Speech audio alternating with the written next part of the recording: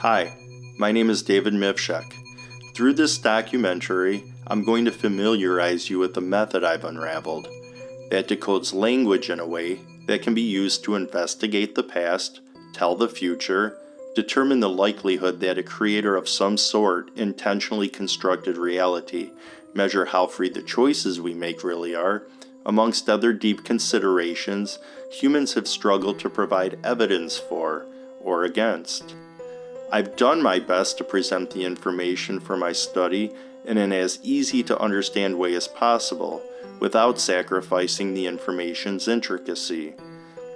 To help grasp the knowledge as best as you can, I ask that you make sure that you catch and absorb everything I say and show you, since this documentary compounds data as it goes along, and missing any part of it may leave you confused.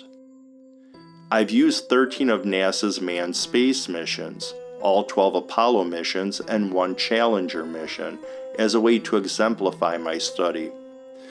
In no way does my study solely depend on NASA or its space missions, though. My study relies on last names belonging to people in a specific group, which could be members of a musical band, political organization, a sports team, or like in this case, astronauts aboard the same space mission. You will see me use my method, which I've called the fate stack method, to connect letters of the astronauts' last names to create new words, the fate stack answer words, which when put into sentence form describe a major event associated with the space mission the astronauts belong to. Using the fate stack method, my intention is to show you that there is a code woven through the English alphabet. In this instance, last names. This code can be used to investigate past events, tell the future, provide evidence for a creator of reality, and to determine how free our free will really is. If you'd like to check out more secret codes I've found woven throughout language, then pick up my book Reality Storyline Decoded on Amazon.com.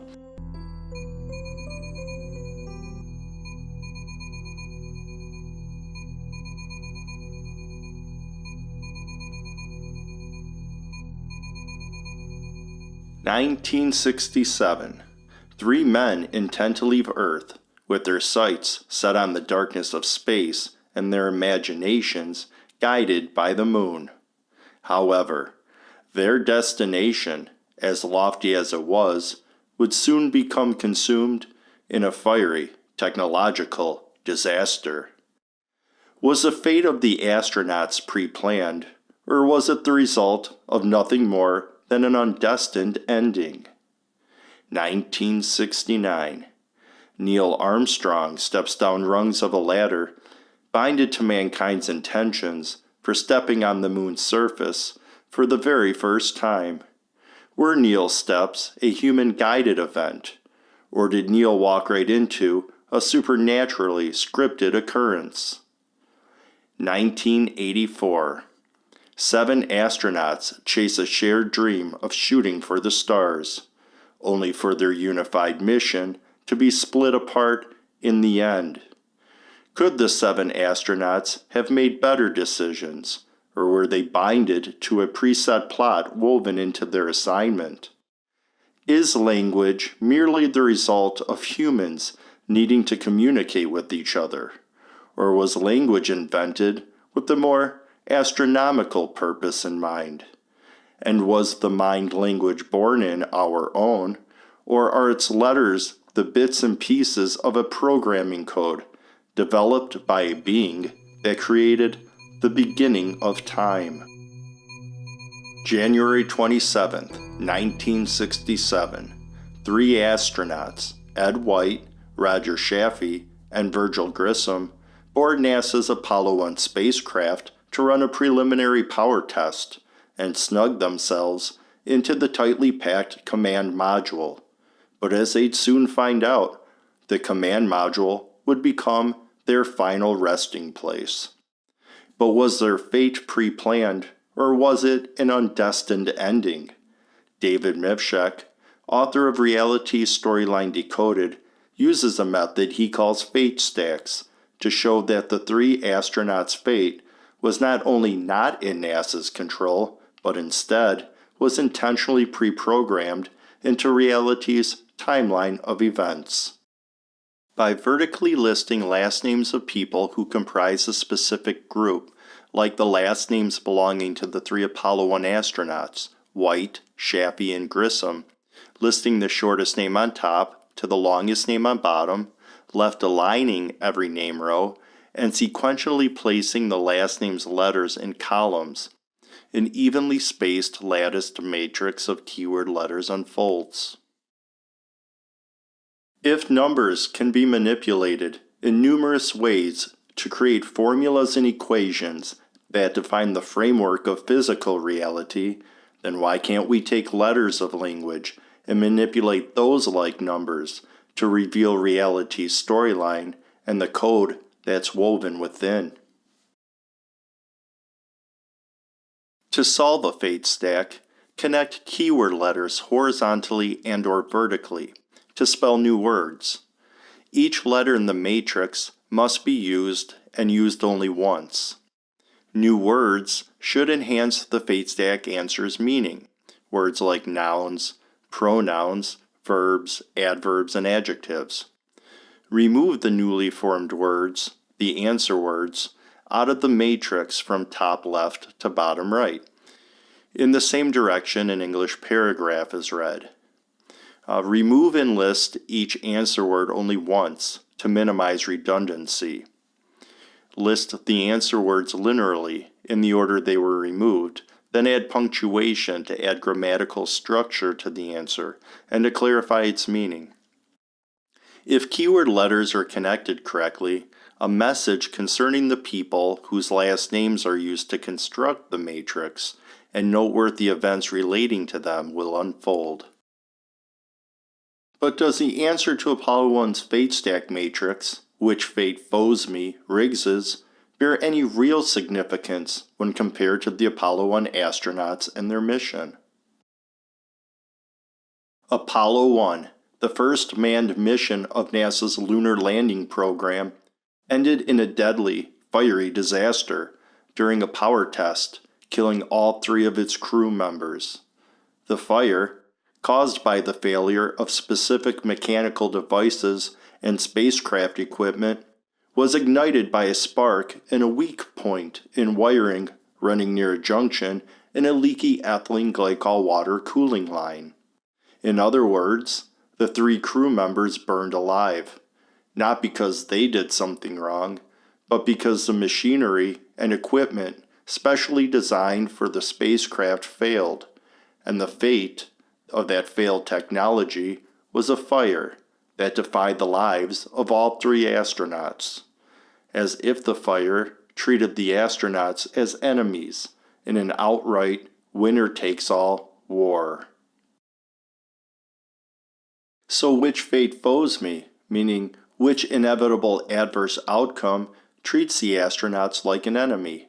Fate meaning inevitable adverse outcome, foes meaning treats someone like an enemy, and the word me personifying the account in the astronaut's first-person point of view.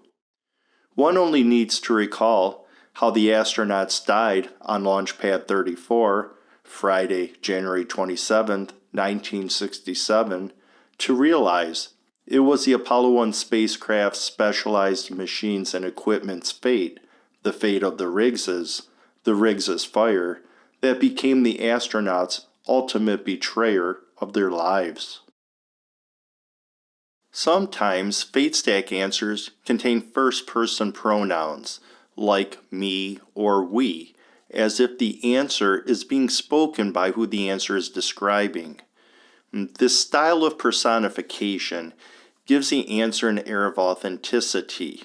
For example, the Apollo 1 fate stack answer. It doesn't use words like they or them to represent the astronauts. It uses the word me, as if one of the Apollo 1 astronauts is making a personal inquiry into how they were killed. Another striking feature about fate stack answers is that they describe something notable about the people whose last names are used to construct the fate stack, usually describing something controversial, negative, or dramatic about them, or a main event they were party to. And the Apollo 7 mission's fate stack answer isn't any different. October 22nd, 1968. 3 astronauts, Don Eisel, Walter Schirra, and R. Walter Cunningham, are about to re-enter Earth's atmosphere when anger flares up between Mission Control and Commander Schirra. Schirra argues that his crew should have their helmets off during re-entry. But for safety reasons, Mission Control orders the astronauts to stick to practice protocols.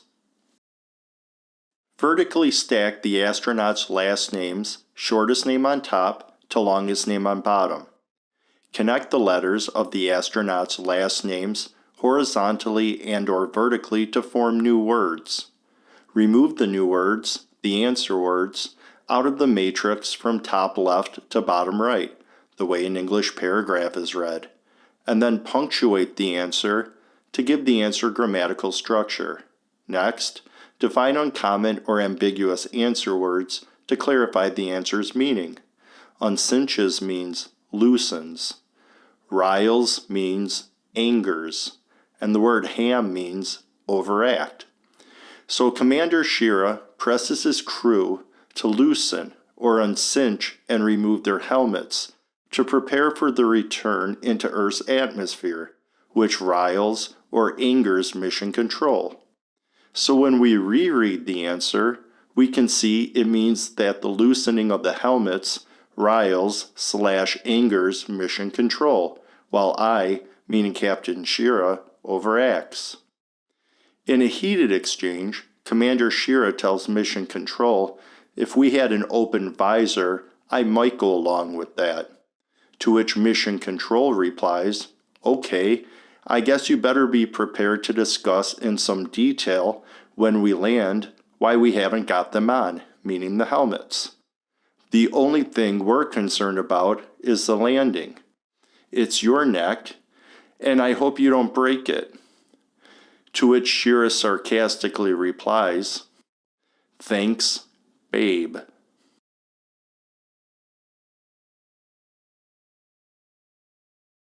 In Commander Schirra's heated exchange with Mission Control, it's evident that he overacts or hams when he lets Mission Control know that he disagrees with them, that his crew must wear their helmets during the re-entry phase of their spaceflight.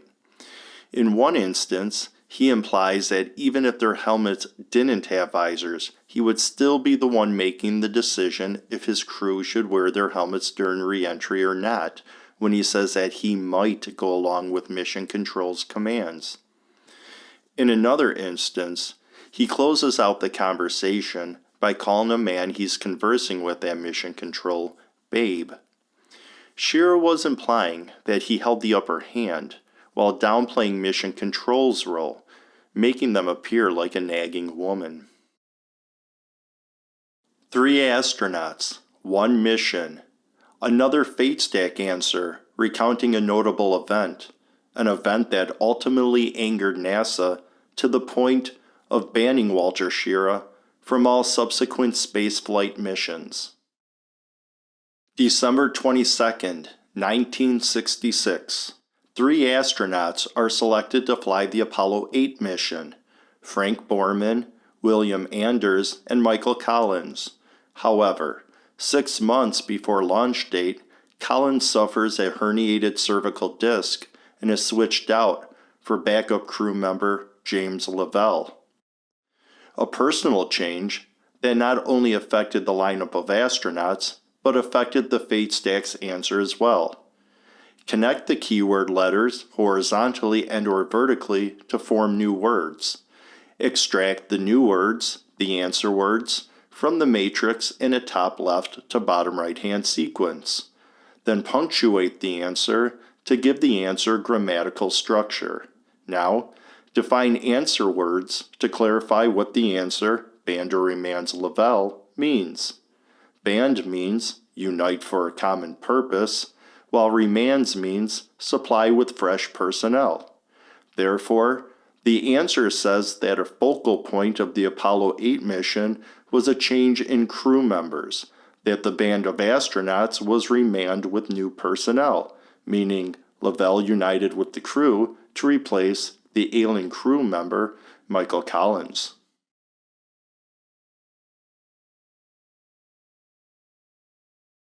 Not only does the Apollo 8 phase stack's answer, band or remands Lovell, describe the remanning of flight personnel, the Apollo 9's fate stack answer, CSM/C, do switch, vet it, tick rat, does too. Oftentimes, when comparing fate stack answers, which are the result of matrices composed of last names that belong to the same type of group, like astronauts of space missions, answers will mirror each other with things like the same words or comparable subject matter. To unveil the Apollo 9 fate stack answer, vertically stack the last names of the Apollo 9 astronauts, shortest name on top to longest name on bottom. Next, connect keyword letters horizontally and or vertically to form new words. Then remove the new words, the answer words, out of the matrix from top left to bottom right, the way you'd read an English paragraph. Lastly, list the punctuated answer below the fate stack matrix and define uncommon or ambiguous answer words to clarify the answer's meaning. CSM is an acronym for Command Service Module. The letter C denotes C mission. Vet means investigate. The word tick means trust. And a rat is a snitch. The Apollo 9 crew was originally selected for what was called the C mission, which had the main goal of being the first manned Earth orbital test of the Block 1 Command Service Module, known by its initials CSM. But due to headlines not being met, the Apollo 9 crew was switched to the D mission, which had nothing at all to do with the original mission they were selected for.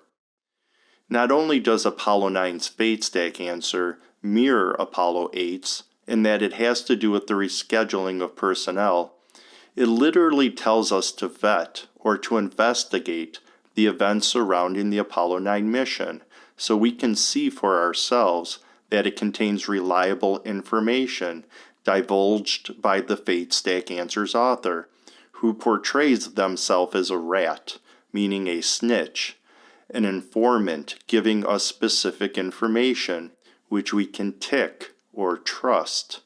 Trust is the definition for the answer word tick.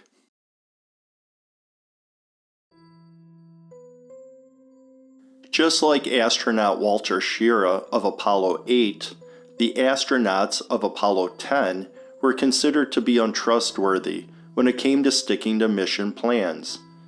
NASA even short-fueled their tank, so they wouldn't try landing on the moon, which NASA thought they might try to do, even though a moon landing was not a part of their mission's agenda. The Apollo 10 astronauts would not commit in a definite way that they wouldn't try landing on the moon if given the chance, even if they weren't supposed to attempt a moon landing, which is why NASA went to the extreme measure of short-fueling their gas tank. Was the defiance the Apollo 10 astronauts displayed learned behavior, or was it some kind of predestined act written into their lives' storylines, a destiny in which Young, Cernan, and Stafford could never escape?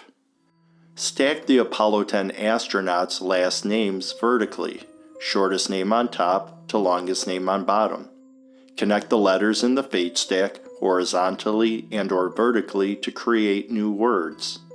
Remove the new words, the answer words, out of the fate stack matrix from top left to bottom right, the direction you'd read an English paragraph in.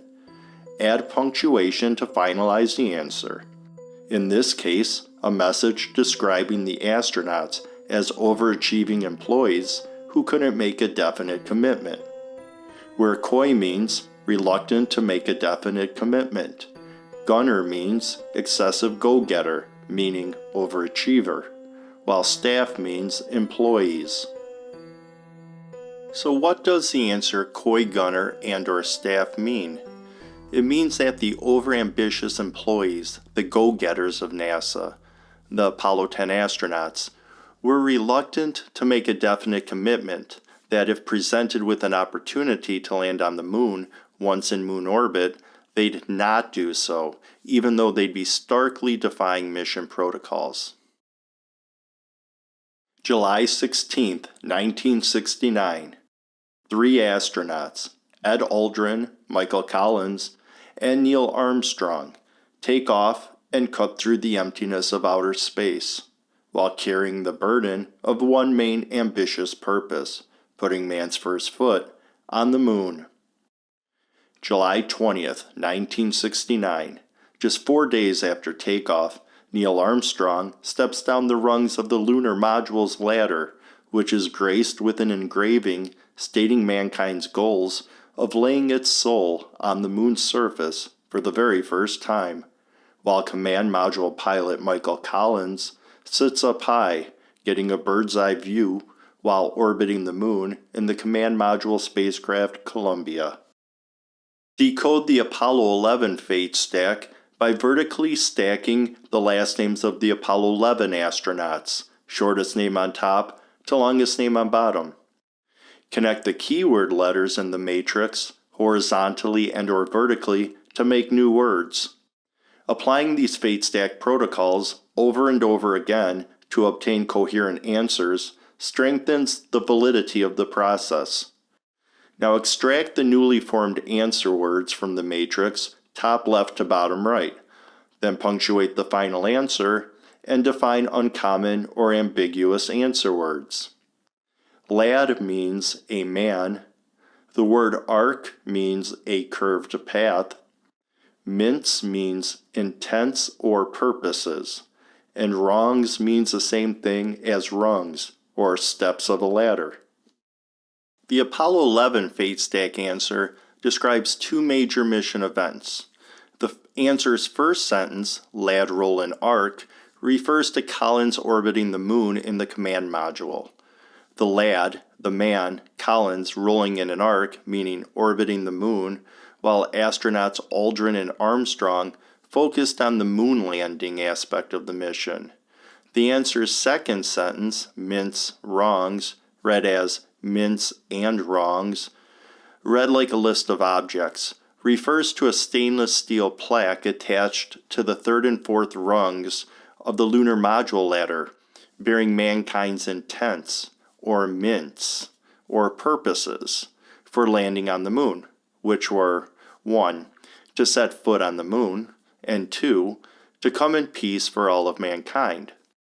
The plaque reads, "Here men from the planet Earth first set foot upon the moon, July 1969 AD. We came in peace for all mankind." So we see the inscription gives a few different purposes, a few different intents, a few different mints. November 14th, 1969. 36 and a half seconds after liftoff, a lightning discharge afflicts the Apollo 12 spacecraft, taking all of its fuel cells and major instrumentation offline. Nearly 16 seconds later, a second lightning strike knocks out the altitude indicator, and Mission Control's telemetry stream becomes a jumbled mess. Regardless of these harrowing setbacks, Apollo 12 did not abort mission and went on to ultimately escape the grips of Earth's atmosphere and eventually be taken in by the welcoming arms of our lonely moon. Left align and vertically stack the last names of the Apollo 12 astronauts, shortest name on top to longest name on bottom. Connect keyword letters in the matrix horizontally and/or vertically to make new words. If you haven't caught on yet, the order of the newly connected letters can be rearranged anagrammatically to spell new words. Next, extract the newly formed answer words from the matrix, top left to bottom right, then punctuate the final answer and define uncommon or ambiguous answer words. Besides being a fire-breathing reptilian monster, the word dragon also means something very harmful, while the word con in this answer means a disadvantage of something, as in the phrase pros and cons. The Apollo 12 fate stack answer, be dragon and/or con, describes the potentially harmful things that happened to the Apollo 12 rocket during the first few minutes of its liftoff phase as a result of being struck by at least 2 bolts of lightning. Mission Control even feared that the strikes could have led to the parachutes not deploying correctly during re-entry, which would have left all 3 astronauts to plummet to their death. Luckily, however, the astronauts overcame the disadvantages they endured, and both landed on the moon and returned home safely. So what do these first 7 fate stack answers I've shown you add up to? Does it mean anything that the answers not only describe mission-related events, but also describe the astronauts who were directly involved in these mission-related events? Take the Apollo 1 fate stack answer, for example. The answer, which fate foes me, Riggs's. It describes a horrible death that all 3 Apollo 1 astronauts fell victim to as a result of the fiery fate of faulty spacecraft equipment.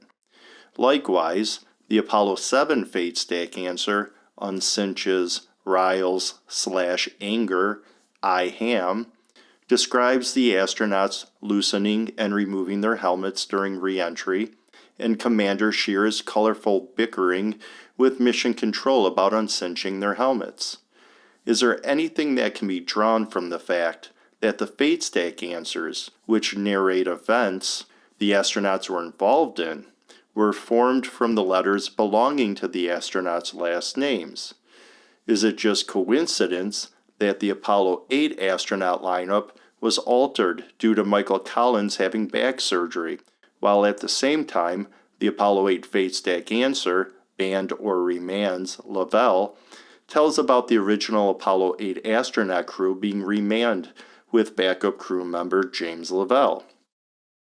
Or is a predetermined destiny bell ringing loudly when the Apollo 9 fate stack answer, CSM/C, or Command Service Module /C mission, do switch, vet it, tick rat, also describes a mission change pertaining to crew personnel, and that the answer literally tells its reader that if you investigate the answer's information, you'll come to the conclusion that you can trust the answer and the fate stack answer's author. The manned Apollo missions were our first attempts to fly men safely to the moon, so the fact that there were problems with the newly designed spacecrafts shouldn't be a big surprise to anyone. And if you consider that the spacecrafts were at the forefront of technology at that time, and that things like engines and rockets hadn't been around for more than half a century, losing just a handful of astronauts in these powerful machines or safely returning men back to Earth amidst equipment failure is probably pretty good if you consider the odds. For instance, Apollo 13, an aborted mission. 2 days into the mission, an oxygen tank gave way due to an explosion, resulting in low oxygen, low power, low cabin heat, and low drinking water. And even though the astronauts of Apollo 13 were wrought with all of these life-threatening dangers, they safely returned to Earth a few days later. Using the fate stack decoding technique on the last names of the Apollo 13 astronauts yields a decryption that describes mission events the Apollo 13 astronauts experienced. Not only does the answer give up information regarding troubles the astronauts encountered, it also blatantly says that it's retelling the events via the answer word retells in the answer's second sentence, while Lowish A. Give describes how the resources the astronauts needed were lower than required due to the oxygen tank giving way, where lowish means somewhat low, referring to the resources, and give means tendency to yield to strain, referring to how the mission was aborted due to the strain on the astronauts' level of biological resources. February 6, 1971. mission setbacks. On the second scheduled moonwalk, astronauts Alan Shepard Jr. and Edgar Mitchell head out to the rim of Cone Crater, but due to rough and undefined terrain, the astronauts get lost and become exhausted while their oxygen tank levels near depletion. Ultimately, the search for the rim of Cone Crater is called off. By using the astronauts' pictures and images taken by the Lunar Reconnaissance Orbiter, an unmanned NASA spacecraft orbiting the Moon, it was later discovered that the wandering astronauts were actually only 65 feet from their targeted location, the rim of Cone Crater, a deep recess within the surface of the Moon. Left align and stack the last names of the 3 Apollo 14 astronauts upon one another, shortest name on top to longest name on bottom. Connect the letters of the 3 astronauts' last names horizontally and/or vertically to create answer words. Each letter in the fate stack matrix must be used and used only one time to help spell an answer word. Next, take the new words, the answer words, out of the matrix in a top left to bottom right hand direction, the same direction you'd read an English paragraph. Punctuate and define the answer you've revealed in order to clarify the answer's meaning. Where rims means edges. Oops means serious mistake. Chart is defined as figure out a route, and a dell is a valley. Therefore, the answer's first sentence, rims is oops, clearly refers to how astronauts Shepard and Mitchell got lost trying to find the rim of Cone Crater, which wasted mission time and depleted their oxygen reserves. The second part of the answer, a he chart dell, refers to how someone later on charted the astronauts' course to the recessed Cone Crater, a valley of sorts, to determine how the astronauts got lost and where they actually ended up. July 26, 1971. Apollo 15 lifts off for an extended lunar rendezvous. Termed a J mission, the astronauts' longer stay on the Moon will give them more time to carry out more in-depth and detailed scientific experiments. This longer stay and more focused work meant the astronauts needed to be well rested for their mission. So once the Apollo 15 lunar module landed 4 days later, the 2 astronauts, Commander David Scott and pilot Alfred Worden, wisely decided to get some rest before starting their lengthy assignments. However, the 2 sleeping astronauts would soon be woken up by Mission Control to determine the source of an oxygen leak that slowly but steadily leaked oxygen the astronauts couldn't live without. If reality was created by an intelligent-based entity of some sort, containing a body or not, one would have to struggle with the fact that if this entity made physical reality, and therefore humans, and encoded human stories into reality's storyline using the fate stack method, then this entity would have planned human destiny, regardless if the events in Destiny's timeline result in negative or beneficial situations for the humans involved, and that human choice is limited, if existing at all. Apply the fate stack method to the last names of the Apollo 15 astronauts by left aligning and vertically stacking their last names. Connect the letters of their last names horizontally and/or vertically to create the answer words. Remove the answer words out of the matrix from top left to bottom right, the same way you'd read an English paragraph. Next, punctuate and define the answer to clarify its meaning. A sir is a man of a higher position. Twin means matching pair. A cot is a simple bed, and a downer is something unsatisfactory. The Apollo 15 fate stack answer describes the high-ranking male astronauts, the sirs, and alludes to the importance of their sleep upon landing on the Moon, twin cot, and how their sleep was cut short by the downer of having to deal with their spacecraft's oxygen flow problem. After solving over 100 fate stacks, including keyword matrices not only built with the last names of spaceflight crew members, but also with the last names of people belonging to specific groups like political groups, musical bands, terrorist organizations, and sports teams, one theme for fate stack answers repeatedly rears its ugly head over and over again, or at least 90% of the time. Fate stack answers usually spotlight something negative, harmful, destructive, and deadly about the people or events that the people whose last names are used in the fate stack are a part of. So if fate stack answers tell us something about what the people whose names were used to construct the fate stack are involved in, that must mean that the fate stack subjects themselves and the events they participate in must be set up by a creature that can make people and events and program code into alphabets, which can be used to name the fate stack participants and store an abbreviated account of the situation the participants are a part of into their names. Now, who would have such an overarching power over such a technical process of creation and reality? And why would they continuously program negative events into the last names of the people they created? April 22nd, 1972. Commander John Young catches his foot on a cable connecting a scientific device intended for heat flow experiments to the RTG, a nuclear power station containing plutonium-238, and damages its connection.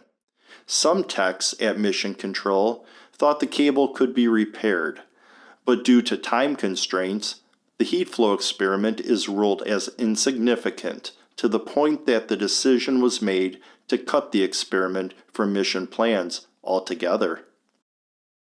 Apply the fate stack method to the last names of the Apollo 16 astronauts by vertically stacking and left aligning their last names.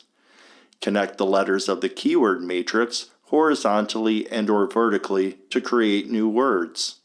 Remove the new words, the answer words, from the matrix from top left to bottom right, like you're reading an English paragraph.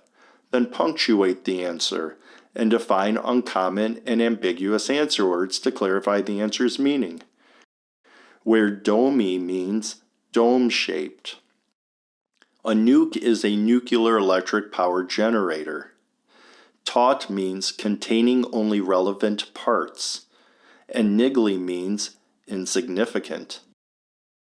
The Apollo 16's fate stack answer, Domi nuke taut niggly, can be translated to mean that the dome-shaped nuclear electrical power generators of the taut RTG, which means that the RTG was packed with only the necessary parts to make it work, was intended to power the heat flow experiment device, but became niggly, or became insignificant, to the heat flow device when Commander Young caught his foot on the cable connecting the two machines together, running the mutual connection between the two machines, rendering the heat flow experiment useless. December 7th, 1972.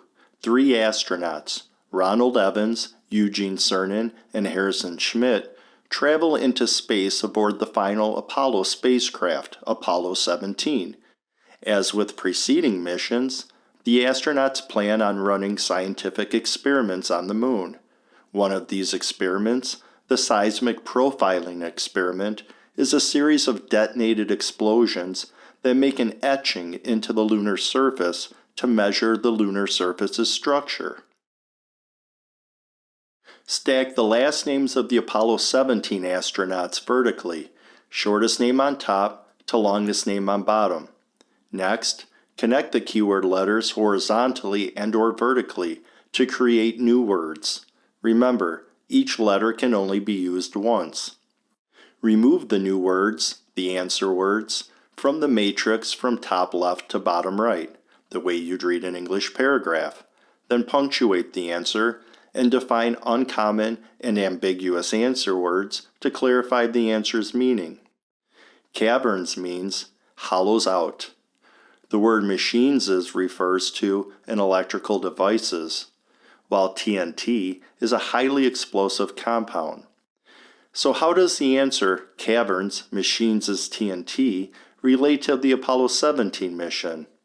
Well, the seismic profiling experiment caverned out recesses into the moon's surface through a series of explosive TNT detonations.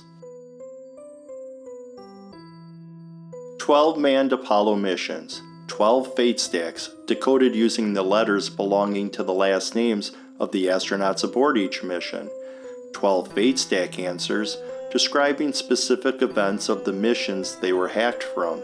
What are the odds? And is this fate stack phenomenon related to the Apollo missions and the Apollo astronauts only? July 28, 1986. 7 astronauts board the Space Shuttle Challenger to take it on its final mission, STS-51L. But their plans were broken up when their spacecraft malfunctioned and disintegrated just 9 miles above the Earth, only 1 minute and 13 seconds after liftoff. Most people who remember the Challenger disaster probably remember it as a mission that was going to carry the first teacher into space, Sharon McAuliffe. But the mission had another first. Mission specialist Dr. Ronald McNair was set to record the very first original piece of music while in space. Solve the Challenger STS-51L fate stack in the exact same way the Apollo-based fate stacks were solved. Even though there's more last names to work with, the same construction and decryption techniques are applied. Once all of the keyword letters are connected to each other horizontally and/or vertically to make new words, remove the new words, the answer words, out of the matrix from top left to bottom right.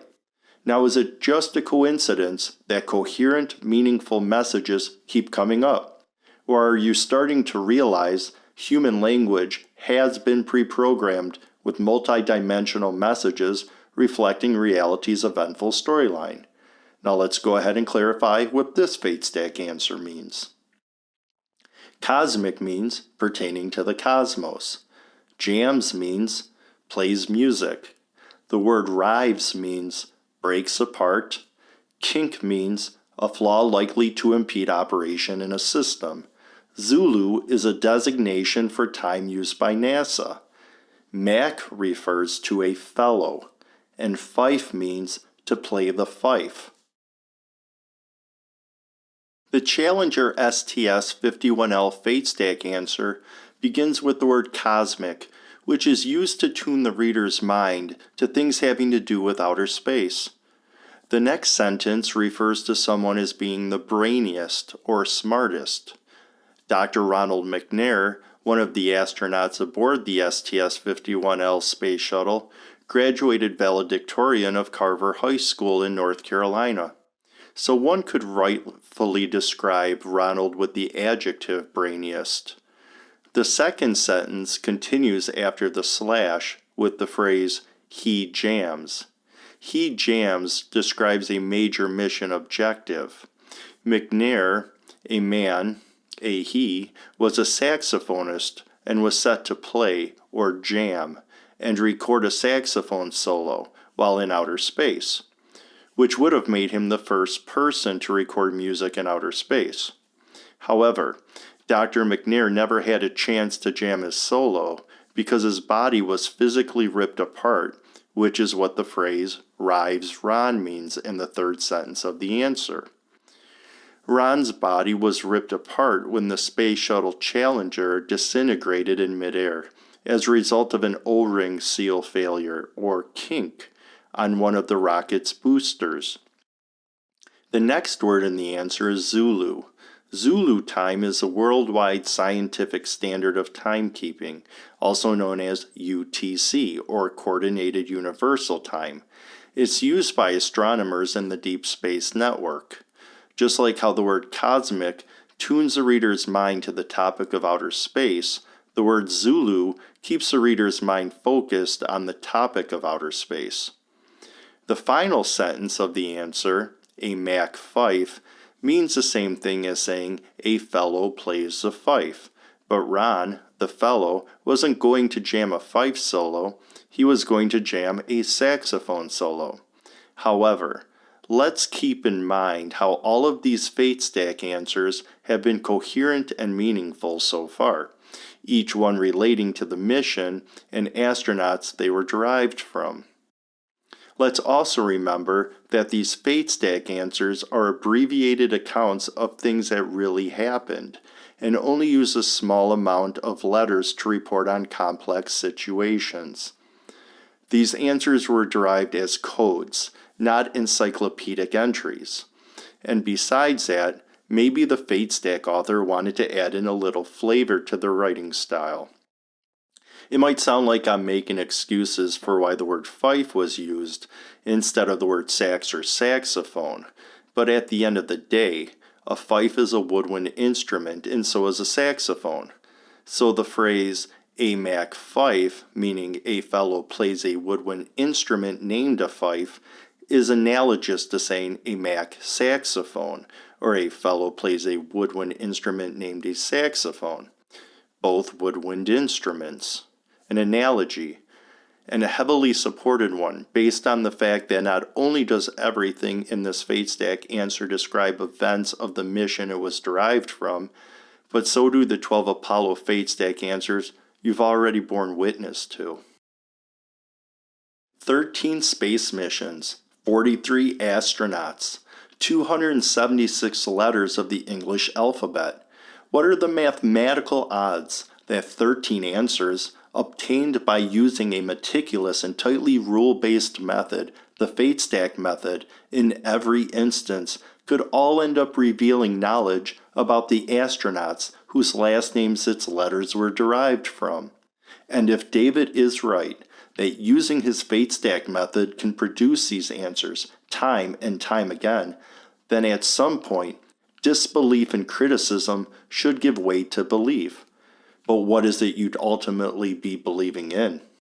Because the fate stack method works and reveals data about what each matrix is formed from the last names of people in a specific group, then that must mean that the life storylines of the people whose last names were used to make the fate stacks was written before they acted them out. Or how else could the events they experienced be encoded in their last names?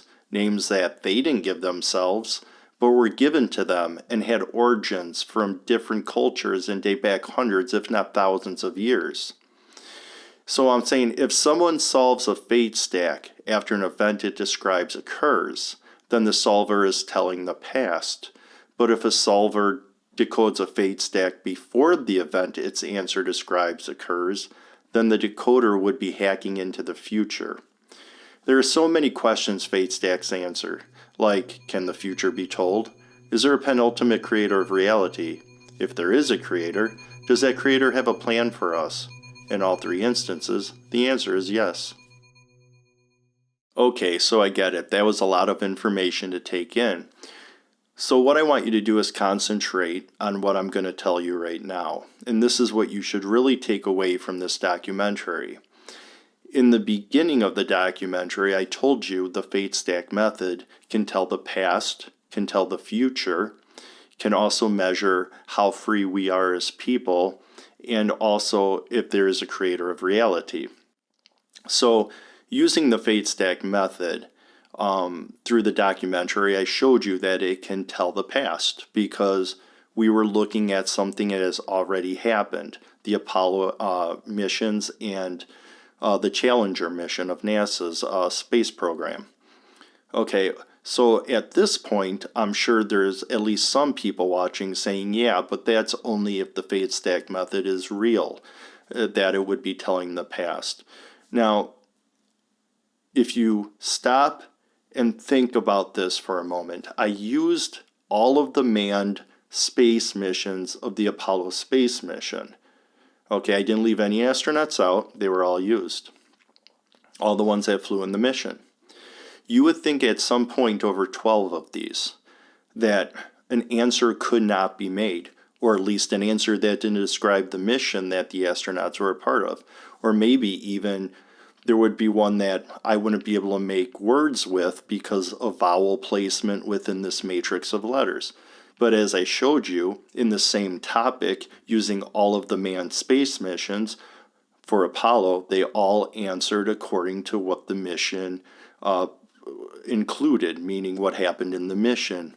And I used the Challenger mission as a contrast to say, okay, is it specifically to the Apollo missions this fate stack method works? No, I showed you another mission of NASA, the Challenger mission. Now somebody at this point may argue, yeah, but you could take a whole swath of groups of people and then you could whittle those down to show ones that this method works with. But there again, I used the same topic, all the manned space missions for the Apollo mission, and I used the Challenger mission to contrast it, also to show it works with different missions. And again, at some point, this should not work, but I use the same process the same way over and over again, and it tells something about the mission. Now, somebody may say, well, a lot of things happened on the mission. I mean, you could come up with stuff, I'm sure, and these fate stack answers could talk about anything. I do not have a log of what happened on the whole mission. These are major events that happened on the mission and that are reported on, let's say, in Wikipedia or on NASA's own website. You're not going to find the whole mission. These are major events of the mission. They're milestones. And that's something I told you fate stacks do. They talk about and spotlight something that major happened on the event of whatever's being described. And it's usually negative, okay? Okay, so let's just go from that point forward, because there's always going to be naysayers. There's always still going to be somebody that has in their mind a better idea, although they've never studied it to the point that I have, okay? Or they can't take in the logic of what I said, but they're going to try to prove to you that they're more logical because they think they are, but they have no proof of it. Okay, so let's move on from there. Now we're going to see if fate stack answers can tell the future. Okay. So again, we looked at it from the future, looking back to the past, right? Or looking now, current time, looking to the past. So we're talking about something that has already happened. But if we solved these fate stacks before the events occurred, meaning these astronauts were already selected for their missions, meaning if somebody knew the fate stack method at that time, let's say for the Apollo 1 astronauts, they could have taken the group of last names and came up with the answer for the fate stack answer for Apollo 1 and maybe saw that something was going to happen to these astronauts negatively and maybe something could have been done about it, okay? So it just depends on when you find the answer, before the event occurs or after. So if you look at it after, it tells the past. If you look at it before the event occurs or you see it, then it tells the future, okay? All right, so at this point, I'm sure, bells are ringing off in people's head who just will not accept that, the future that can be told. They're thinking it's basically the future is something that hasn't happened, and therefore nobody knows what can happen. But if the fate stack method is true and you use it before an event occurs, well, then you can tell the future. See, it's just that easy. If it works, it works, and then you have to go along with it. All right, so if we look, so let's look at this aspect of it, free will, okay? All right, so we as people generally think that language is something we developed. We think, okay, the English language is a melting pot of a bunch of different languages, and cultures that came together. And letters change over time in words, and alphabets were different in the past, and they transformed into what we have today in the English language. And this is not to say the fate stack method doesn't work in other languages. English language is my primary language, so it's the one I use for the fate stack method. Okay, so if all these letters have changed over time from different languages, okay, keep that in mind, over thousands of years, and back hundreds, if not thousands of years ago, people didn't have last names because in a community there were only a small amount of people. The population wasn't as big, but once the populations became bigger, last names were, created to identify the different, let's say, Bobs or Janes or Jims or Ethels or whatever the names were. And let's say somebody had the last name Baker, because it usually went with something like the profession of what they did, or something they chose for themselves because it's how people knew them. So let's go with the name Baker. Now, maybe they had the name Baker, but then over time, let's say a baker moved to a different country, we'll just say Poland. Maybe their last name became something like Bakerski. Okay, so the letters changed and all these names started changing and all these different migrations and tags about prefixes of last names, all depended on where they moved to. So if all these things were happening, these alphabets were changing, these languages were merging, and a melting pot of language came together, then somebody in the past, or a group of people, if it was created by humans, would have had to foresee this and would have had to place these codes within language, because how would the codes be there in the last names if the fate stack method is true? You can say that somebody currently put the answers in there, unless you're going to claim that you see what you want to in a group of letters, okay? But this is a small amount of group of letters, and it uses a repeatable process.